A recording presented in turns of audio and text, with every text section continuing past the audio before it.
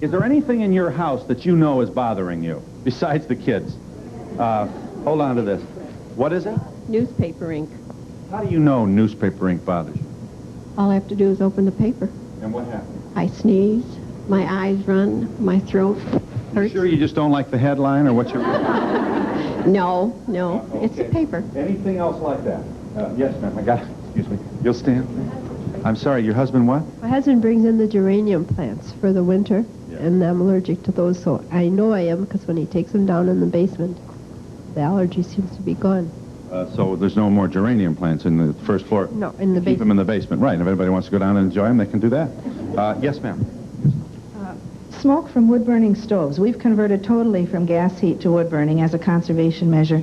And with 3 of them going and a wood boiler, every time we go down to fire up, we get this smoke that does come from the basement all the way to the 1st and 2nd floors. And I'm wondering if this could be harmful over a period of time rather than just at that moment. Okay, we'll get an answer for you. I'm just looking for complaints here. Sir, you want to stand, please? I'm sorry? Household dust. I can't do housework.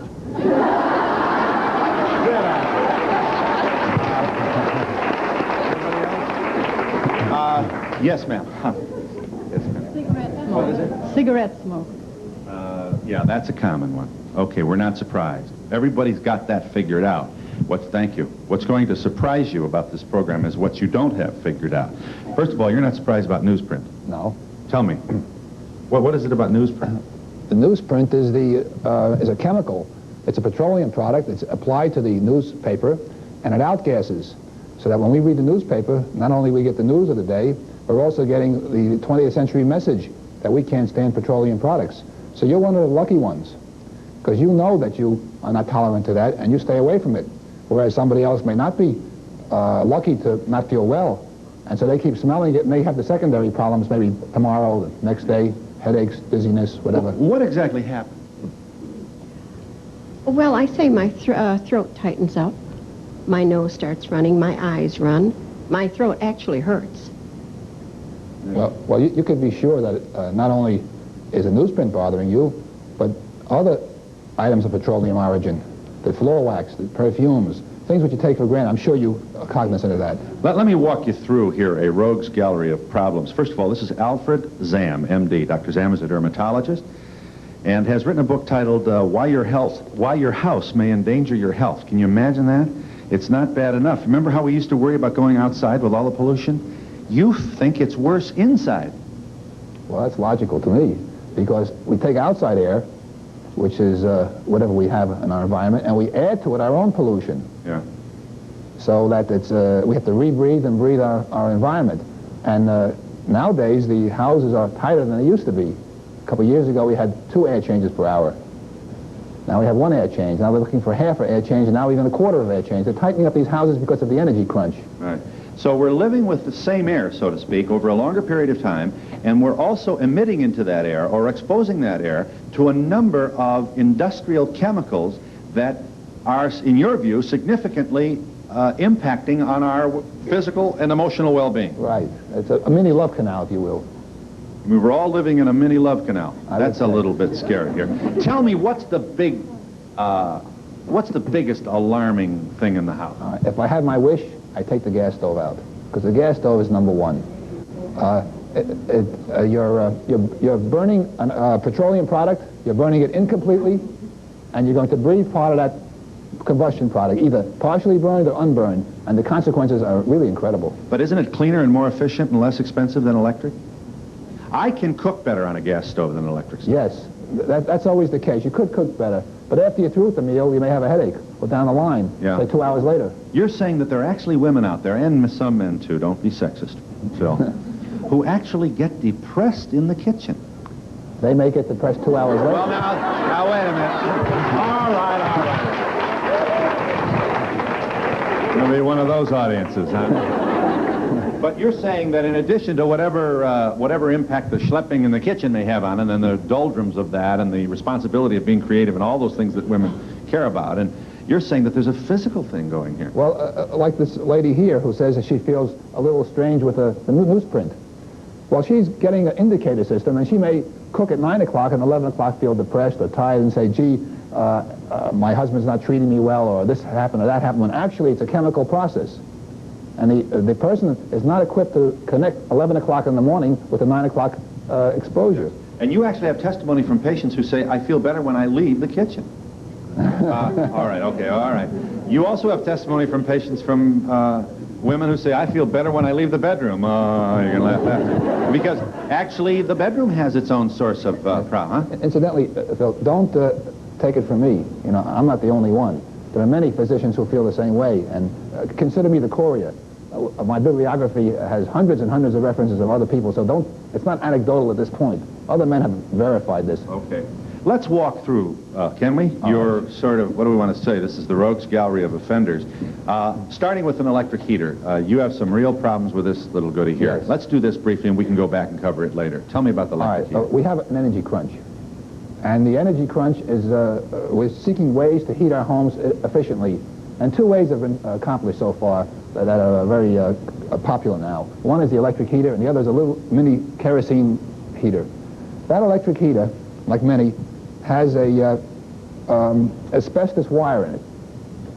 All right. Is it here? Is this it? Oh, this is it? All right. Inside, if you scrape that wire, it's a fabric wire. It's wax impregnated. And at the junction between the wire and the heating element, the wax will evaporate. The asbestos will now be free to waft into the air. Hey, and everybody inhales that? To some extent, yeah. Okay. Moving along. Can we just, we've got... Excuse me, there are a number of asbestos-free heaters on the market now, but you have to ask the manufacturer. Okay. Well, the asbestos, and also there are hair dryers, you know, the blow dryers that have... They took them off the market, but they didn't take that off the market. I don't understand why. But there are some, not everybody, there are still people who continue to use the hair dryers manufactured before the alarm went up. Okay. Tell me about clear floor finish. Well, I wouldn't want to pick on any manufacturer because it would lose sight of the overall picture. We want to consider non-brand names, but actually contents. We want to avoid petroleum substances of petroleum origin that outgas. We want to use things that are water soluble, that are not going to be irritating to us. And that's one of just many. What is that? A floor wax? Is it? Yeah.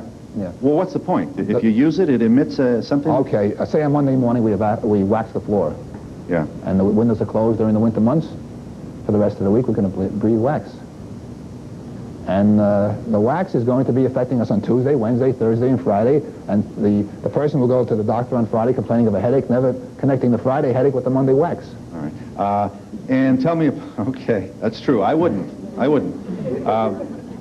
Can you imagine a guy saying, gee, I got a headache today, my wife must have waxed the floor? Nobody does that. Tell me about the ammonia. Well, ammonia... You have to be a little briefer because I want to get this audience. Okay. The ammonia is a powerful outgassing substance, and these patients who are chemically sensitive will also react in the same manner to that. All right. What in the world can be wrong with mineral oil? Mineral oil is not bad. If you must use a lubricant, that's about as least bad as any, but it's something I wouldn't want to use in general. All right. Now, you also have Tide. I don't have anything against that, you know. All right, but tell me about it. Well, just that substances that smell to a great extent may offend some people, but many substances are perfectly all right. The individual has to try the individual ones and find which ones are okay and which ones are not okay. All right, but for the sake of Procter & Gamble, you want to make the point that this is not exclusive to this product. You're saying that all detergents should be suspect? Only those which you find offending, and you have to be trained to figure out, well, how do I feel after I use this? So let's use ones that are less smelly.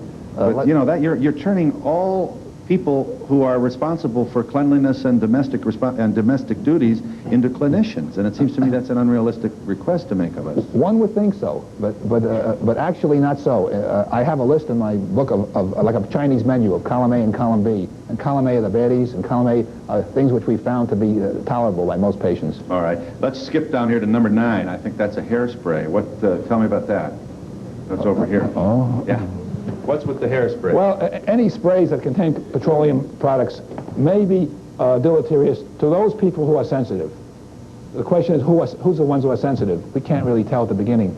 Some may become sensitive down the line, a week later, a month later, a year later, and then they lose not only the hairspray, but the floor wax and the gas stove, the 20th century chemicals, and that makes it difficult for them. You have polish remover on here. All in the same group, outgassing petrochemicals. Okay. In addition to polish remover, right guard is involved. Well, underarm deodorant? once again, not picking on any brand. They were kind enough to put the ingredients on the label, and it says that's kind of a guide to most ingredients. Where they'll say it's harmful, dangerous, avoid breathing. In other words, we have a guide to the 20th century right on our labels, if we should just pay attention to them. Yeah, well, so what do you do? When you use right guard, you don't breathe, huh? I mean... use an aqueous solvent, a water-soluble substance. Intentional misuse by deliberately concentrating and inhaling the contents can be harmful or fatal. Well, say you sprayed on Monday at 9 a.m., and that material is floating around in the air for the next hour or two, and you'll be breathing that material. If you're one of those sensitive people, like this lady pointed out, you'll have a problem. All right, and in the cosmetics group, you include in that lipstick, face powders. That can also be a problem. Well, to some people, not everybody. I'm not against the 20th century. I just want to weave in and out of the problems. Yeah. What in the world could, that's the cosmetics group, what could be wrong with vitamins? Chewable? Well, that's one of my pet peeves. Imagine giving that to a pregnant woman and the unborn fetus is taking that artificial color every day. I don't see where anybody's proven it to be harmless. We're talking about vitamins here. You're saying that these are, the artificial coloring is what can be damaging? Yes, sir. All right. If you were an unborn fetus, would you like to get a diet of artificial color every day? Well, but it's a vegetable dye, isn't it? No, it's not. Edible It's a synthetic dye derived from petroleum products. You're really depressing, you know that? I mean, I'm not suggesting that you don't have a point here. I'm saying that it sounds to me like in order to really accommodate all of these warnings that we all have to live in a vacuum. Just the reverse. What you need is a guide.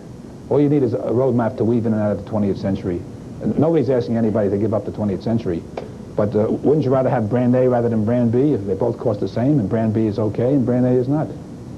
Except that there aren't that many products that are necessary to our well-being which provide that option. You know, it's hard for me to believe that there would be a detergent which would not in some way influence somebody, you know? Okay. Just the nature of detergent. But you're throwing dice. The statistical odds of A would be great and B would be less. Try it. Try B. Is the caller there? Hello? Yes, go ahead. Mr. Donahue, I found that when I iron permapress products, I get terrible headaches. But yet when I iron cotton, I don't get a headache at all. I was wondering if there's anything in the permapress that would cause that type of a headache. It's a stock item because what she's doing is outgassing the chemical from the cotton. She's telling you that she's one of the lucky people. She has an indicator system to warn her about products, and therefore she can weave in and out of it. And she'll be okay. There are many people who don't weave in and out of it, and they come out with all sorts of problems. Because I found like when I do iron, and if the windows aren't open or a door isn't open, I get very dizzy, and I do eventually get a headache later in the day. Well, what if instead of a headache, what if you felt depressed 2 days later? How would you connect the depression on Wednesday with your ironing on Monday? You'd be in a psychiatrist's office. Sure. I had laughed at it. I said, well, thank goodness I'm allergic to something I hate, you know. Yeah, listen, I would take that excuse and run with it to the bowling alley. Thank you. Who needs the ironing? I'm glad you There's a called. lot of smoke in the bowling alley. There's a lot of smoke. Is the caller there? Yes, hello? Hi. Hi. I'm glad to talk to you. I'm calling to ask about color television sets. Could they provide any danger to the watcher, aside from what you're watching? This is a controversial issue. This is an answer that you may get 10 or 20 years from now. I allude to this in my book in chapters 3, 4, and 5, where I discuss electrical pollution. It's a subject that Phil won't let me discuss because I need 2 weeks to discuss it. But there is some conjecture that the radiation may have some effect. Well, okay, but there are some who are very profoundly convinced that there is a deleterious effect. Yes, that's right, and they feel that the radiation may affect some people. And I suspect that they're right, but I don't think we can even... What do you think, caller? Oh, dear. What do you think? You're talking to me now. Yes. Well, I was wondering if the distance you sit would make any difference on the radiation then, or it's the directly problem. proportional to the cube of the distance. The further away you are, the better. Mm-hmm. All right, so get yourself a long way from the Donahue Show. Very far, a couple Thank you. of blocks. Hi, Dr. Zamm on the line. Your house may endanger your health. Are you there? Yes, I am. Go ahead. I just wanted to say that what Dr. Zamm said was true. When my son was born, he was born with atopic allergic eczema. He was allergic to everything in the house. The curtains, the drapes, the rugs, his clothes, soaps, detergents, everything. And I don't think people understand in this society that we are really hurting our children. You agree? And I just wanted to say thank you, Dr. Zamm, for finally saying it. To this day, he is still allergic, and I have to watch what I use. Dr. Zamm, comment. Okay, I agree. This is an individual who would be sensitive to many of the things in the 20th century. Just as a free bit of advice, the statistically most common problem with atopic dermatitis, which is eczema, is milk. And if you can take that child off milk, you got about a 50 to 75% chance of getting the child much better. But there'll be other things also. But, you know, we're not talking about allergy, really. We're talking about sensitivity to the 20th century. Allergy is just one small part of this. Let me just once again, Why Your House May Endanger Your Health is the title of this book. You have some remedies in here. You actually, use a drop under the tongue of whatever it is that ails you, and that seems to create an immunity, is that? Well, that's when all else fails. I don't believe anybody should have to go to a doctor and start taking medicine. There are many things we can do to avoid going to a doctor by simply a little common sense. And one or two things with this child might do a great deal. And you don't have to worry about the house dust and this and that and the other. If you just pick out the major troublemakers, the minor ones can be taken care of by the body. We're with Dr. Zamm in Chicago, and we hope you'll join us.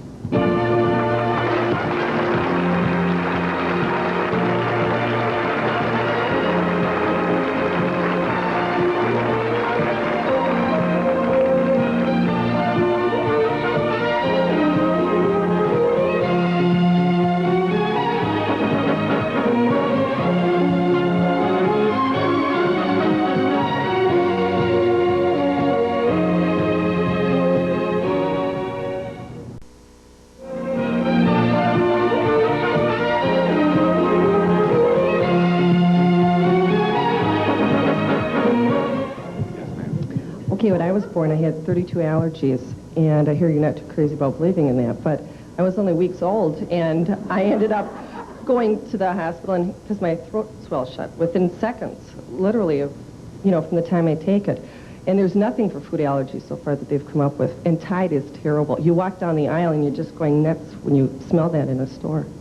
But for the sake of the folks who work hard to bring you this effective product, which is used by millions in a very efficient and productive way, it's how discriminating is your nose, and how do we know it's not Oxidol that's getting to you, or any one of a number of the other? That's my point. Okay. Yeah. All right. I can't let just a sort of a back of the hand against a product like that's not very scientifically researched go at least without making that comment. I agree. One mustn't zero in on any one brand because we're talking about sensitivity, and anybody could be sensitive to anything, and the next thing could work for you and not for somebody else. See, there's a certain amount of trial and error. Yes. But you'll find that things that don't have a lot of smell, a lot of perfume, generally is more tolerable. In fact, we're giving some manufacturer a great idea to come out with a ecologically acceptable product. I'm sure somebody's taking notes right now and will come up with a product. Yeah. Now that everything in the house you have to be careful with everything. What about the old standard of cooking your cookies and putting them out on the recycled newspapers now? What's that doing to us? Cooling them on your newspapers like we used to do. Now that newspapers are recycled, are we eating some bad stuff? Oh, you put your cookie on newspapers? To cool them, yes. I don't like newspaper cookies. Yeah. Doesn't the newsprint absorb into the cookie? No. They've been doing it for years. You cook your cookies and spread your newspapers on the table to cool them all off. You do it too, huh? Well, I don't think Dr. Zamm's going to give his professional endorsement to that policy, are you? It's not my favorite flavor. Yes. I was wondering about our Federal Drug Administration and our underwriters laboratory for such products as your home heating units that you have up there. That's an interesting question. I wonder myself. You're saying you don't think they're doing an efficient job? Well, it speaks for itself. I would like to know how effective you think allergy shots are. Some people are very effective, but if you're getting shots for ragweed for house dust sensitivity, it's not going to work. So it has to be for what your problem is. If it fits your problem, most of the time you'll get a beneficial effect. Some people, even then, don't get a beneficial effect. It's a very complicated subject. We have a problem of mold in our house. Mold developed. We had to have a humidifier going a lot because my son died from a brain tumor. But anyway, now I have developed, like 2 years after that, the mold started, and now I'm severely allergic. And now my children are becoming allergic. One has asthma.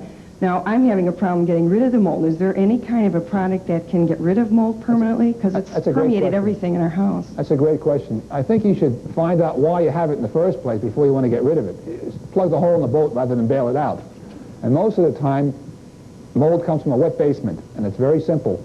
The water generally is leaking off the roof, down to the side of your house, into your basement, and producing mold. Either that or runoff water. So if you can just figure out how the water's getting to your basement and shut that source off, I think you'll be okay. Well, who's going to be, you can't do that without shutting off the rain. I mean, there's going to be a certain amount of sweating in a basement situation, isn't there? I don't think so. If you make a basement correctly, and I outline some methods in my book, you shouldn't have any problem. There are conducts, there's leaders and gutters, you pitch the earth the correct manner, and if you do all these things, which are really simple, and it works. What about the quantity of the allergen? My daughter, if she has a large amount of whole wheat cereal, would develop eczema from it, but she can eat a piece of whole wheat bread. We call that rotation. A little bit once in a while might be all right for her. That's true. Just a question of spacing your dose. But she's lucky. She can have a little bit. Is the caller there? Yes, I'm calling from Naperville, and we're talking about sensitivity.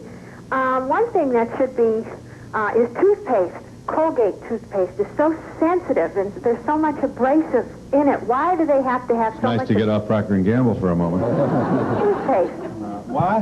Why do they what? Have to have so many abrasive chemicals, like in your right guard. Why do they have to have it in toothpaste? Because that's what makes it work. All that makes it work is fluoride. Why don't we go back to the natural way of doing things? Dr. Like Zamm. soap, water, mouthwashes, and the natural way of doing things. Why do we need all these chemicals? Dr. Zamm. Well, I'm glad she brought that out because hang on just a moment, please. If we went back to the natural way, then a man and a woman would be old at age 30 in the jungle, and we would died of many diseases which we are now sitting here with. So we want the 20th century. We don't want to give up anything. All we want to do is weave in and out of it to have all the benefits without the disadvantages. So I can't make a comment about the toothpaste because I don't think that's going to be a major issue. I think that as a symbol of an idea, we should not abandon the 20th century and say, well, we're going to go back and live in the jungle. We're not going to do that. All right. Hi, is the caller there? Yes, I am. Go ahead. Yes, doctor, I was wondering what in disposable diapers would cause an allergic reaction to my child when others don't. Like she can wear the Loves or the Huggies brand, but like Pampers or the Johnsons, I can't say breaks out from terribly. It's just an example of 20th century sensitivity. You have to weave in and out of it. You want to turn your baby down and... you know, and it's possible that this rash has nothing to do with that diaper, huh? That's possible. Uh-huh. It seems like as soon as I put that diaper on her, in an hour she's broken out. I accept her diagnosis, okay? You think it is the well, product? The mother generally knows the child. So if that's the case, just go to another one. She's lucky. But what if you can't go to another one? What if it's the chemicals in general, you know? Yeah. And then the child would be sensitive to the 20th century. All right. I'm glad you called, so just go, you know, trial and error is apparently the point you're making. Right. Hi, are you there? I am. Go ahead. I'm calling to find out how the doctor feels about pure products or companies that claim that their products are pure. Like, what do you mean pure products? Well, Amway and Shackley, they have products on the market where they verify that their products are pure vitamins, pure spray adjuvants, and everything is biodegradable. And it becomes part of their advertising campaign and their marketing message. You've heard about it. Yes. Listen, if it's manufactured in the 20th century, it's 20th century. As a matter of fact, those products are generally statistically less troublesome because they have less perfumes, and that's all I can tell you. But I'm one anybody of can be those people sensitive that to are anything. allergic to everything, like the woman was saying about her son with the eczema. Now, that's the way I am. If I get out anywhere, I break out. Yeah. You know, if I get near anyone with a perfume, I break out. Yeah. And I even have an asthma attack every once in a while with that. But I was just wondering, they even claim that their toothpaste are pure toothpaste. All right, Dr. Zamm commenting. If I believed that everything everybody said to me, I'd be stuck with all these ideas. But she's lucky. Phil. Yeah, but she should not feel in any way guilty about the response that she's having to perfume, and it's great that you've diagnosed that, verbalized it, and you're going to have to tell your friends that you can't spend an evening with them if they're going to wear it. But she's one of the lucky ones, because we don't know what's causing cancer, And there are many things that we take for granted. Yeah. We took chlorinated water for granted. Now we found out a couple of weeks ago there's a statistical relationship between cancer and chlorinated water. Right? Isn't that so? Well, we found some evidence which is certainly increasing our interest in whether or not there may be. I don't think there's any. I'm just taking that as a symbol. Right. I'm sorry to interrupt. I'm long, as you can hear by this music, and I have to break. All right? I'll be back in just a moment.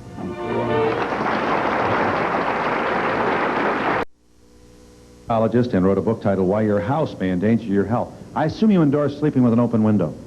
That's a good idea. Well, yes. Do you? I do, yes. Because you get an air exchange, is that it? Of It's course. that simple. Sure. And all that jazz gets outside instead. You're lessening your exposure. Why not? Norman Rafalowski is a former patient of yours. What was it that you brought to the doctor? Well, I originally went to him for a skin rash because he's a dermatologist as well, but I started talking about my headaches. I had severe headaches for many years, and I went to many doctors, and nobody was able to pinpoint the problem. But I found out and learned from Dr. Zamm that I was allergic to all these things we were just talking about here today, the chemicals, What was there one culprit that was more... Well, my case was quite complicated, but I had a very dramatic result when I have a men's clothing store, and we had a vinyl floor, and we waxed the floor every 2 weeks. And it was very dramatic when we quit waxing the floor. I said to Dr. Zamm, the floor is going to get terrible, and it did get terrible, but I got better. Right, you had no headache. Oh, I had no headaches. In fact, my bookkeeper for years always complained about tight neck muscles and shoulder muscles. She always wanted somebody to massage her. And believe me, that all cleared up. Yeah. That all Okay. All right. Gene Ammerman is here, and you also brought a problem to Dr. Yes, I did. Well, I have allergies. I went in the hospital with what they thought was a heart attack. Turned out it was the reaction to chemicals, noxious chemicals that I had been in contact with. And I want to bring out the fact that this lady mentioned that her baby was born with these allergies. You don't have to be born with those allergies. I was perfectly healthy until I was exposed to the chemicals. So you're saying it's not genetic in every case, it's environmental? It's not genetic in every case, no. Yeah. And I would say that a guideline to anyone, if they find an odor that, disagreeable, or if it hits you in the pit of the stomach, as I say, get away from it. That's your body's way of saying, this is bad news. Were you professionally exposed to some bad stuff? Not professionally. I went to help a friend who owned a rubber stamp business, whose wife, by the way, was at death's door. And I went to help them get out their billing because they couldn't keep the billing going and the rubber stamps and all this stuff. And products that they used in the rubber stamp business were what did me in. The ink? No, they actually produced phosgene gas inadvertently. They vulcanized Freon. They put it in a hot oven. They didn't know, and I didn't know. They were innocent. But I was overcome with this gas, and it left me with this sensitivity to everything, and that stays with you for life. You have to wonder when you hear a story like that, how many very hard-working, loyal, patriotic Americans are exposed every day on the job to something that isn't good for them. It's really depressing just to think about. I would like to say that it's not difficult to live in this 20th century. I do it every day of my life. And what you have to do is control the allergies, and one of the best ways is avoidance. When you know something is bothering you, is just... But you can't always isolate. Well, it takes a little bit of intelligence, I guess, and teaching, but you can find out what it is. You have to smarten up. Listen to your body. I know of people who are cured of their allergies by taking vitamin B6. What does a doctor think about vitamins? I'd like to have a more in-depth analysis of those particular cases. Anything's possible. I have an open mind. Is there anything that is really hypoallergenic? Truly? No. Anybody can be allergic to anything, and so you just have to pay attention. What about those of us that don't have any signs? Where do we just start checking everything, and where do we start? In other words, you don't have any problem. No, where do you start? That's the point of Mrs. Ammerman. No one's asking you to do anything strange. All we want you to do is pick things that are statistically less likely to be troublesome. You're not going to be sitting there breathing acetone and gasoline fumes and this and that and the other thing. You have to know that these things could sensitize you so that you're okay today, but tomorrow or the next day down the line. You just don't want to pick things that have odds of greater trouble. I assume you're foursquare in every case without exception against the aerosol spray can. I would say so. Okay. So you want the mechanical spray can available in all... Well, why not just apply some liquid material? Why must everything be sprayed? Well, I don't know. It's just, you know... It's more convenient. A little easier with the... It's a little easier now, but you might not feel better 2 hours from now. Yeah. Is the caller there? Yes, sir. Mr. Donahue, I would like to ask the doctor about the chemicals that they use to treat children's pajamas to make them flame retardant. Any chemical. I don't have to pick out any single one. 20 people may use it, and the 21st may find it to be deleterious. So there's nothing intrinsically terrible that I know about that particular one. There's no problem with them now causing cancer. Well, no, he's not saying... Well, he doesn't know if it causes cancer. He'd rather not get into approving or disproving that. I know you've read the same alarming articles that everyone else has. I have. Okay, well... You just can't find anything without these... I wouldn't use... I prefer natural cotton, even if it wrinkles. My wife doesn't like it so much, but I like it. Yes, but you can't find anything for children, say in these blanket sleepers that don't have... you've got some support here. What is... You can't buy anything that's not flame retardant for children. All of my daughter's stuff has to be washed before she can wear it to get rid of the flame retardant. All right, do that. But, you know, then you wonder, what if we have a fire in the middle of the night? Yeah. You know, it's bad both ways. Yeah. You know, it wouldn't hurt if we could make wrinkling fashionable. You know, why is that offensive to us? Think about it. What's wrong with having a cotton shirt that doesn't look like it just got, 3 pounds of starch in it? What's wrong with that? A crinkle crepe. We are afraid, of course, when the relatives come over, they're going to look at the kids and say, oh, mother's playing tennis, is she? We'll be back in just a moment.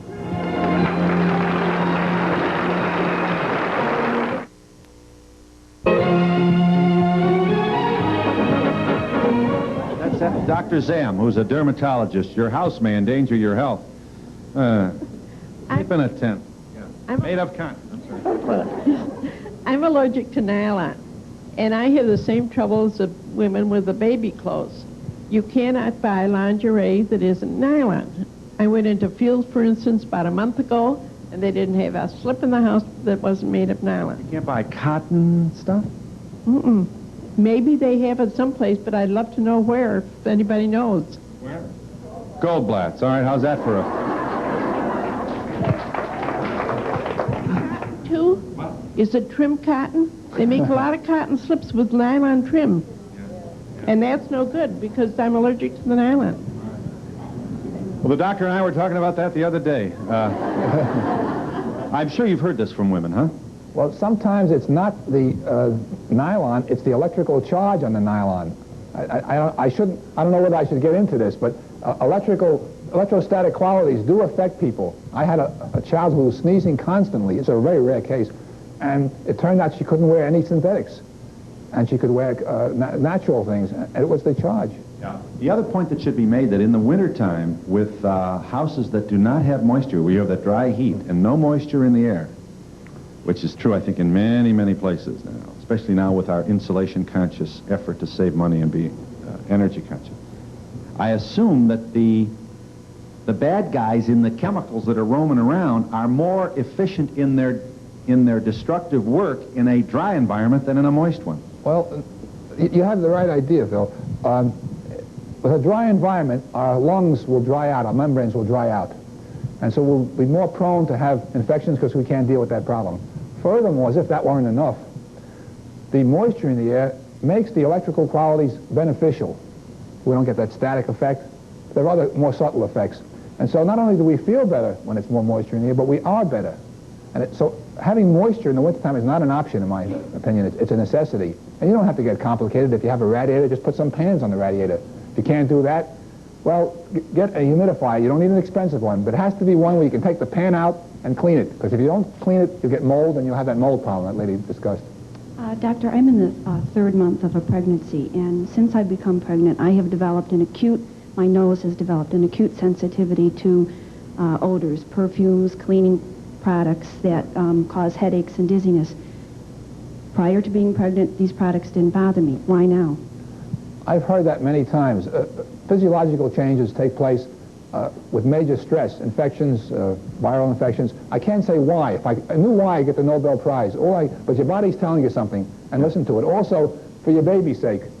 It's a very delicate developing person, and I wouldn't take those colored vitamin pills either. Speaking of pregnant. Yeah, I'm also a nurse midwife. One of the common complaints of pregnancy is nasal congestion. So you're going to have problems with your nose more during pregnancy than you would any time anyway. Well, one of the common complaints may be that the woman is drinking more milk, and statistically milk is the number one troublemaker. So try getting your calcium without milk. I have to speak in support of you. I work on a clinical ecology unit. We have 20 beds, and we deal with patients who are allergic to their environment. They have chronic illnesses like headaches, backaches, arthritis, whatever, and we also have your book available there. Oh, thank you very much. Yes, ma'am. I'd like to know if it's possible to be allergic to your own perspiration. When I play tennis, my face will break out in blotches and I'll have spots all over. That's a rare condition called aquagenic urticaria. It's not allergy, but it's rare. But the prickly heat, isn't that in that family? Not quite. Okay. But I guess I'm having problems with your description of it as being rare. I see a lot of people get blotchy when they perspire. Okay. Doctor, and I can spell that disease inside.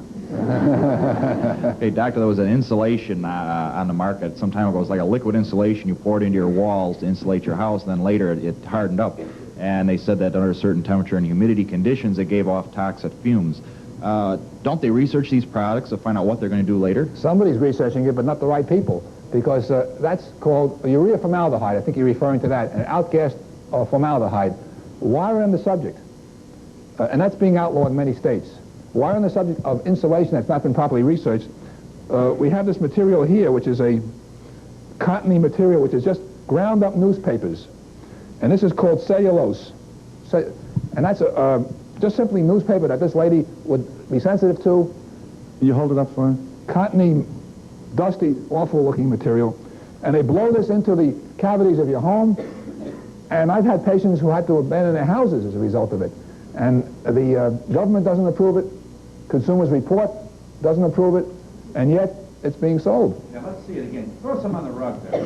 Oh, God. That's bad, huh? It's terrible. If only bad, maybe it would be so good, wouldn't be so good. Well, but that looks like common insulation material? No, the thing we want to use is fiberglass. Have blown-in fiberglass. There's no problems with it.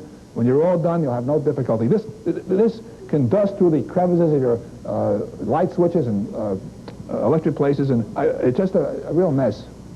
You spoke about the electric space heater. Now, I was up east visiting my daughter, and they're real big on the kerosene space heater. You didn't mention what... I alluded to it very quickly.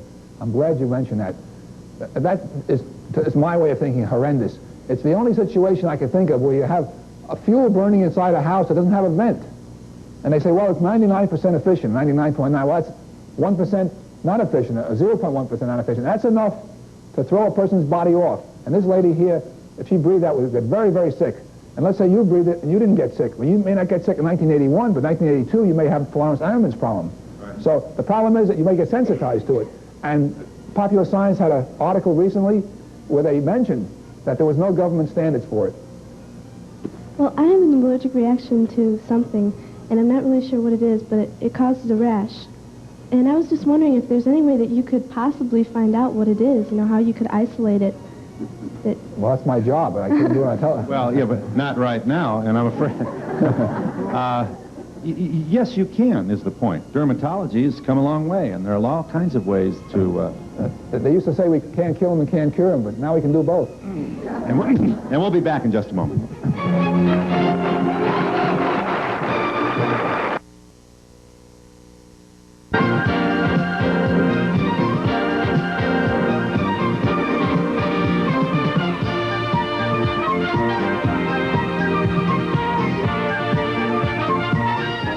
Thanks for waiting. I'm pleased to sell the book. Why Your House May Endanger Your Health is its title. Hi, are you there? Yes, I am. Let's know what the doctor thinks about breastfeeding. Does this really help your baby to be immune to some of these allergies? I missed one word. Breastfeeding. I think it's terrific. Terrific. Does it help immunize the child? It's terrific. You're giving the child antibodies, you're protecting it, you're digesting it. There's only one fallacy. If the child may be allergic to milk and you consume milk, there are few babies who get allergic to milk via the mother, but that's rare. But it's the best way to do it. Thanks for calling. Yeah. Hi, are you there? Go ahead. Is the caller there? I talked to you. Did you wait for us? Yes, ma'am. It seems that so many babies have all these allergies to everything, or that they react so much easier than grown-ups. How come it is a child can outgrow them? Say if they get like 10 years old or something, people will say, oh, don't worry, your child will outgrow it. Some do and some don't. A child who has eczema at age 1 may have asthma at age 10 and, say, tiredness or depression at age 20. The thing itself may be causing, the same thing may be causing a problem, but 3 different symptoms. Do you become immune to it? Some do and some don't. What about those clean air filters now that they're, for your house? Because you were talking about all the stuff. Static and all that stuff. Electrostatic filters, I don't like them because they disrupt the electrical environment of the air. Use a simple paper filter. There are devices that have paper filters. Apropos of cleaning up the house, these sprays they have where you deodorize a room, you don't really deodorize a room. All you do is add another odor to it. So now you got 2 problems. The original problem plus the one you added. Is the caller there? Hi. Yes, I am. Go ahead. Dr. Zamm? Yeah. Dr. Zamm. We're waiting for you. Go ahead, please. I am an asthmatic, and after 6 doctors and 10 years of severe problems, I have difficulty driving, shopping, and everything. And I'm allergic to everything you've mentioned on the show. I have a very important question. Is there a filter or some kind of a mask with some charcoal filtering in it that I could use or others could use to help someone like myself? Dr. Zamm. You mean to walk around with? While driving my car to go to the store or have it around my neck? Yeah, she'd like to have, carry-along filter if that's possible. Right. Well, I don't know how practical this will be, but painters who paint have charcoal filters, and you can buy them in hardware stores. You'd look like having a gas mask on. Well, that's all right. But it would work. Yeah, yeah. We have They may laugh at you, but at least you'll be alive to see it. Problem. I have a brand new car with 5,000 miles on it, and I can't drive it. Because? Because of the vinyl and the Z-bars and all the other problems. And I have to go to the doctors. I go for provocative allergy testing. All right, Dr. Zamm commenting. We may have more time on the next show. There will be no sponsors on this program. Go ahead. I've had a similar problem, and I've just let my car outgas. Sometimes it works, sometimes it doesn't. Let it what? Outgas. In other words, it may take a year before that car becomes tolerable. Buy an old used car. Sounds strange, but some people do. What do you mean outgas? You mean the actual chemical changes that would normally take place? It just loses its potency. That's right. It evaporates out. I see. Thanks for calling. It's not a great solution. Can you imagine that? That means if you buy a car today, you're going to have to wait till 1990 to drive it. Is the caller there? Hi. Yes, I am. I was wondering. I have 2 quick questions. Someone referred to a wood stove, which we also have, and I didn't catch an answer on that, whether that is harmful. Yes, and right. also, I was wondering, with the petroleum-based things, I would assume that would include petroleum jelly, and how would that affect, since we're supposed to put that on things like diaper rash, how... Oh, wait a minute. Let's one at a time here. Okay. You're the lady with the wood burning.